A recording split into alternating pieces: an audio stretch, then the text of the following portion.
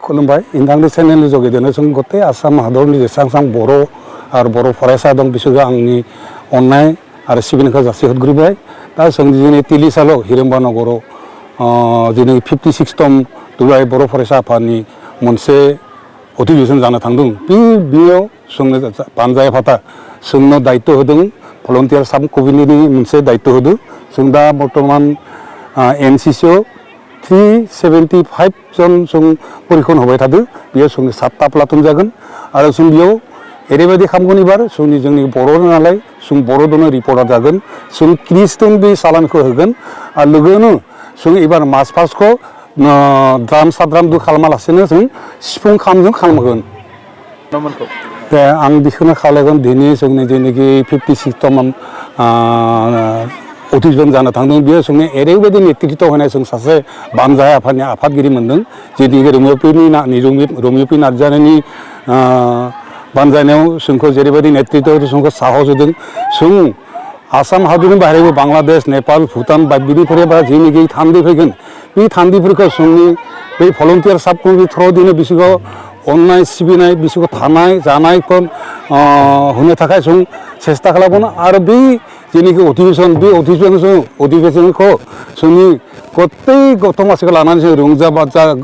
रं बिरं खालामनायाव सेस्था खालामगोन जों डिसिप्लिनखौ हदाय बजाय लाखिनो थाखाय जोंनि जेनेखि भलन्टियार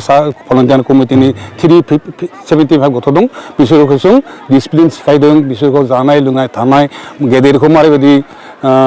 सिबिनांगौ उन्दैखौ मारैबायदि अननो नांगौ बेफोरखौ जों सिखायनो सेस्था खालामदों बे उन्दैफोरखौ लाबोनाया जोंनि बिभिन्न गामि जोंनि नाम्बर आनसलिक होननानै बुङो धरि लওক 15 नम्बर बनान्चल आरो सिसुपानि जायगानिफ्राय नाना जाति उपजाति जोंनि बेयाव साबमिट जादों बर'बो दं राभाबो दं मिरि दं मिसिं दं नेपालि दं सावतालि दं जोंनि आनखि जोंनि गोजोनथाव बाथ्रा आं बिराद मोजां मोनदों जोंनि बेयाव सासे जोंनि गुबुन धर्मनिबो सासे हिन्जावसा दं बिसोर जोंखौ बिराद सहाय खालामदों बेनिखायनो आं बिसोरखौ बहुत साबायखर बावनाय थादों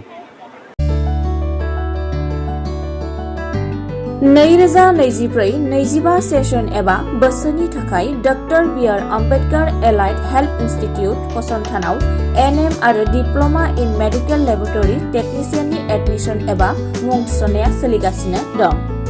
फरायसाफोरनि मिजिंखौ जाफुंसार होनाया जोंनि मोनसे गिदिर थांखि एनएमनि बिजाथिया थाखो 10 आरो मेडिकेल लेबरेटरी टेक्निशियाननि बिजाथिया थाखो 12 उथ्रिसार जाब्लानो जागोन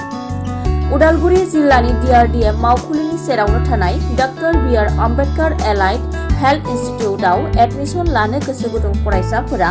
9957293454 आरो 9394804239 मबाइल नाम्बाराव सुलाद लानो हागोन।